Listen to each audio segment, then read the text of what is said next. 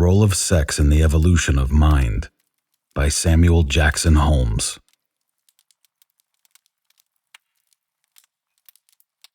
The reason for the existence of sex is one of those biological problems which has long perplexed the scientific world, and today, its solution seems as remote as it did a century ago.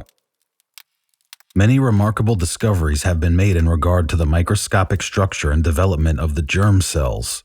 We have learned much of the general biology of sex and the probable evolution of sex in the organic world. And substantial progress has been made in respect to the old problem of the determination of sex, but to the question, why came there to be two sexes at all? Or, in other words, why did not organisms continue to reproduce asexually, as it is probable they once did?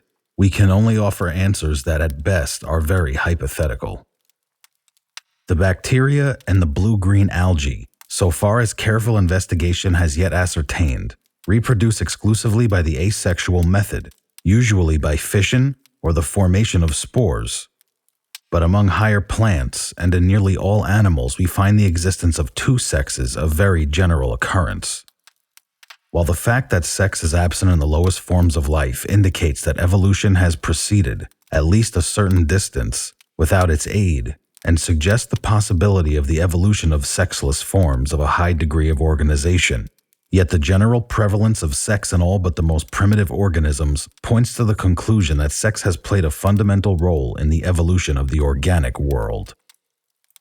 There are many theories as to the part which sex has played, but the profound disagreement among several of these which have secured the widest following is significant of how little is positively established in regard to this subject. While the cause of the development of sex may remain obscure, it is not difficult to point out some of its consequences, although it would be futile to attempt a very accurate picture of what the organic world would be had sex never been evolved. Even if the process of variation and selection had gone on to the same extent, which is scarcely probable, the absence of sex would have given a very different direction to evolution from that which was actually followed. Many of the most complex structural arrangements of organisms have a special reference to the union of the germ cells. The color and scent of flowers, and their many and beautiful adaptations to secure cross-fertilization, would never have appeared if plants were propagated exclusively by the asexual method, and this would doubtless have entailed more or less extensive changes in other parts of the organism. In animals, the structural peculiarities associated with sex are as a rule among the most complex features of the body. Some animals, to be sure, simply discharge their sex cells into the water, leaving their union to chance, but in the majority of cases, especially in higher forms, there exist elaborate mechanisms to ensure the meeting of these cells. Correlated with these structures, we find mating instincts which frequently manifest themselves in complex modes of behavior. More acute senses have been evolved in many cases, very largely for affecting the meeting of the sexes. The large antennae of male moths, the large eyes of the common drone bee, and the auditory apparatus of the male mosquito are a few of the countless illustrations of this fact. The various apparatus in insects for making sounds which are found in crickets, locusts, cicadas, etc., are devices for securing the meeting of the sexes, and the complementary development of the auditory apparatus in the same insects has doubtless been furthered through the evolution of these structures. Much of the elaborate organizations of the imago stage of insects has reference, directly or indirectly, to activities concerned in mating and depositing the eggs in the proper environment for the development of the young. There is a relatively long larval or nymphal period, chiefly devoted to the vegetative functions of assimilating nutriment and growth.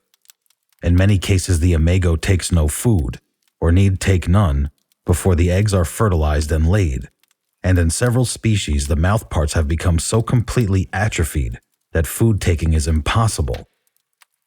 Mating not infrequently occurs soon after the insects emerge from the pupal covering. In the mayflies, which live but a short time in the winged state, in order to mate and deposit their eggs, it is probable that the imago stage would long ago have disappeared, were it not retained as a means of effecting the union of the sexes. The same is doubtless true of many other insects. The activities of the imago state, broadly speaking, are primarily altruistic. They are concerned mainly with the welfare of other members of the species. They are also expensive. In the winged state, numerous new enemies are encountered, and many lives are lost. In the pupa stage, which prepares for it, there is commonly an extensive tearing down of old structures and the building up of new ones, during which the insect is helpless against many enemies. Mating activities are almost everywhere among the most complex performances of an animal's life. The opposite sex must be distinguished from all other creatures and responded to accordingly. Often pursuit and capture, or winning over, are the necessary preliminaries to sexual union. All this puts a premium, so to speak, on the sharpening of the senses, the development of strength and activity, and the evolution of the higher physical qualities. Consider the mating activities of crustaceans, the courtship of spiders, the breeding habits of fishes, and still more the elaborate wooing of male birds, and it will become manifest how greatly the institution of sex has stimulated the evolution of complex modes of behavior. All the facts here cited are trite enough, even to the non-biological reader, but while it is sufficiently evident that the differentiation of the sexes has promoted the development of behavior in relation to mating, it may be well to point out the enormous indirect consequences of this development in respect to the evolution of mind in general. In the evolution of behavior, one kind of instinct grows out of another, just as new organs are usually formed through the elaboration of some pre-existing structure. A general elaboration of instinctive reactions in regard to any one sphere of activity affords, therefore, a basis for the differentiation of more complex and specialized behavior in respect to other activities. To take a concrete illustration, the primary function of the voice in the vertebrates was to serve as a sex call, as is now its exclusive function among the amphibia. Later and secondarily, it came to be employed in relation to the protection of the young, through various instinctive calls, and as a means of communication with other members of the species. Finally, in man, it afforded the means of articulate language. It is not improbable, therefore, that the evolution of the voice, with all its tremendous consequences, with respect to the evolution of mind, is an outgrowth of the differentiation of sex.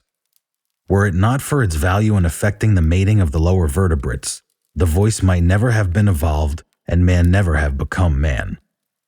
While the specialization of senses, which in certain cases at least has been carried on mainly for sexual purposes, has doubtless afforded the basis for the elaboration of many instincts, it is practically impossible to trace in detail how various instincts, sexual and other, have acted and reacted on one another's development, but we can discern enough of the influence of sex differentiation on the evolution of behavior to feel assured of its importance. The necessity for solving the one problem that confronts all dioecious animals, which do not simply shed their sexual products at random into the water, has tended to keep behavior in one sphere up to a certain minimum standard. The male must find and impregnate the female, and this fact sets a certain limit to his degeneration, at least in some period of his life, because any further degeneration would involve fundamental changes in the method of reproduction, which may not be possible. But besides acting as a check to degeneration, the necessity for mating has in general been a constant force, making for the evolution of activity, enterprise, acuity of sense, prowess in battle, and the higher psychic powers. One cannot pretend, except in the most general terms, to gauge its role in the evolution of mind, but it has evidently been a factor of enormous potency.